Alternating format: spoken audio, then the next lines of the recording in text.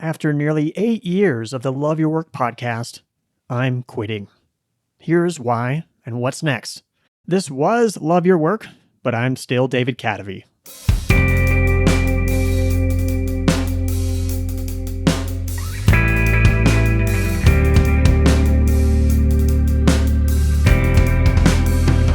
This is not the immediate reason I'm quitting, but it is at the root.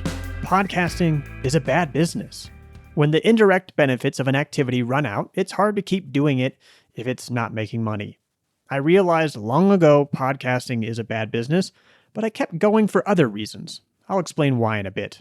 Though I didn't start my podcast with dollar signs in my eyes, I did at least hope I would grow to earn money doing it. I've earned about $32,000 in the 8-year history of Love Your Work. More than half of that has been from Patreon supporters, many of whom support for reasons other than the podcast. During that time, I've spent $1,008 on hosting, $11,749 on assistance with editing and publishing, only $241 on equipment, and some other expenses for a total of about $13,000. In raw numbers, I've made a profit on the podcast. But as I broke down in my latest income report, my wage was about $6 an hour. My podcast comprised of about 5% of my income over these 8 years, and took much more than that portion of my time and energy. Of course, I don't think about whether the podcast was worth it in terms of an hourly rate. Creative work happens in Extremistan, not Mediocristan, and I've made massive life choices to be free to explore creatively without worrying so much what I'm earning in the short term. But there are many different ways to make a podcast a solid business, and none of them worked for me for various reasons. Here are some of these business models as they apply to the thought leader space. I'll ignore the more entertainment, infotainment space that podcasts like Gimlet's inhabit. 1. Be so massively famous you can pick and choose advertisers while demanding a lot of money. This is where Tim Ferriss and Joe Rogan are. They both started with large platforms and applied whatever talents that helped them earn those platforms to make their podcasts huge. After more than 15 years as a creator, I have a modest platform, but orders of magnitude smaller. 2. Build a content machine that manufactures ad slots. I won't name names, but you've heard these podcasts. They're formulaic and don't seem to discern much who they have as a guest nor what sponsors they accept. This business model is why my inbox is still full of pitches. They think I actually want more guests because more guests would mean more ad slots. It takes a very rare set of circumstances for me to be excited to interview someone. 3. Share information that directly helps people make money. If you have tactical and actionable information that's useful to professionals in a specific industry, you can charge for premium podcast content. I'm not as interested in the tactical and actionable as I am in the abstract and exploratory. 4. Cover a niche topic. If you have a leading podcast about a very specific topic, advertisers within that niche will be willing to pay high rates to reach that audience. I didn't want to build my podcast according to a specific topic. More on that later. 5. Have a back-end business. If you have a thriving consulting business or training programs to sell, you can attract more clients and customers through your podcast. As I wrote in my 10-year reflections, I want to make a living creating. I don't want creating to be merely a marketing strategy for other things. Is that completely insane? I flirted with success in a few of these business models. Early on, I hoped my podcast would be famous enough to pick and choose advertisers at high rates. For a while, it looked like I had a chance. I was approached by a podcast network, and I had some reputable advertisers such as LinkedIn, Skillshare, Casper, Audible, Pitney Bowes, and University of California. Various times, I thought I was on the cusp of my big break, such as when Love Your Work was featured on the Apple Podcasts home screen. But the more I tried to go the get famous route, the louder the siren song of the content machine route got. There were plenty of opportunities to do interview swaps with hosts I wasn't interested in interviewing. There were a few advertisers that had money, but whose products felt sleazy. Joining a podcast network would have pressured me to crank out content, even if I didn't feel like it. There was and still is the never-ending stream of pitch emails for guests. I had too much wax in my ears to go the content machine route. Not included in my lifetime revenue estimates for Love Your Work is money I made through the back-end business route. I was somewhat comfortable with this model, but I haven't made a course in years as I've been focused on writing books. And as bad at business as people say writing books is, it's better than making a podcast. The podcast has helped me sell books in more ways than one. One way is that people who listened to the podcast bought my books.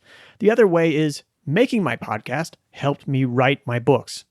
This brings me to the reason I kept making my podcast, even after I realized it wasn't a good business. In my 16 years experimenting with different business models as an independent creator, I've settled on one thing that works. Make for what making makes you.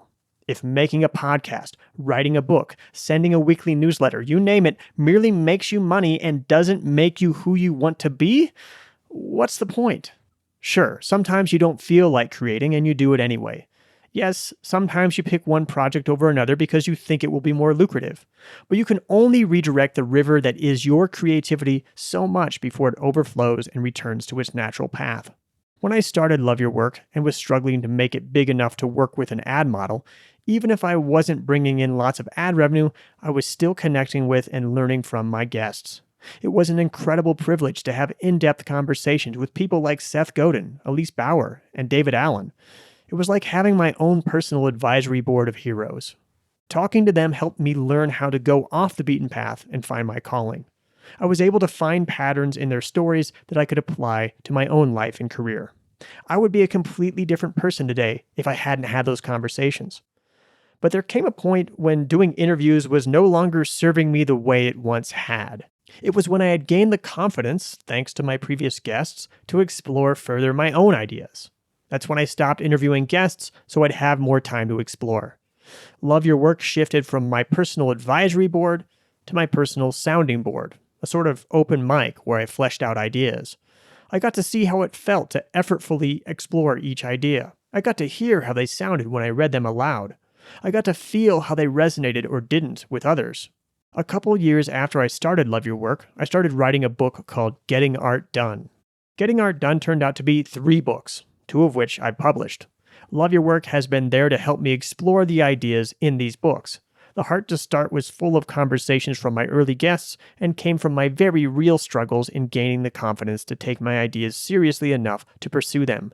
Mind Management, Not Time Management came from my very real struggles to harness my creative energy and push my ideas forward. As I work on the final book in the Getting Art Done trilogy, Finish What Matters, I'm asking myself, what struggle does this book come from? Clearly, I've finished a lot of creative work. 3 books, over 200 consecutive weekly newsletters, and over 300 episodes of this podcast.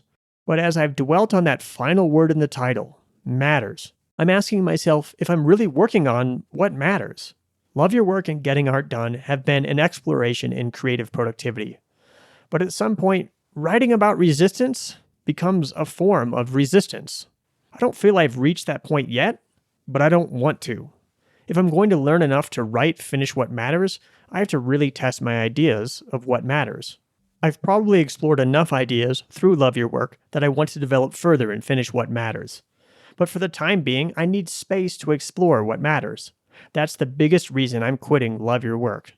I had considered doing so in the past, but I kept hoping I'd know what's next before I quit.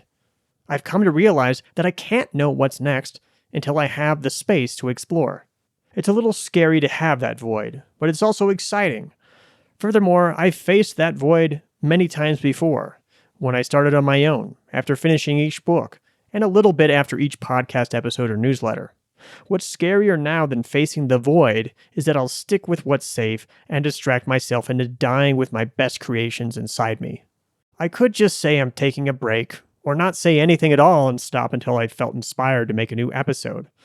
I've talked before about how I struggle to burn my boats and close doors, so I'm calling it quits, knowing I could always drop another episode in the feed down the line if I wanted to. But I hope I find something that matters more before that ever happens.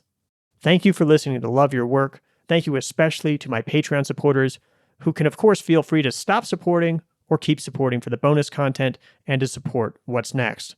To learn what's next once I find it, be sure to subscribe to my newsletter at kdv.co. One last time, thank you. Thank you, thank you, thank you.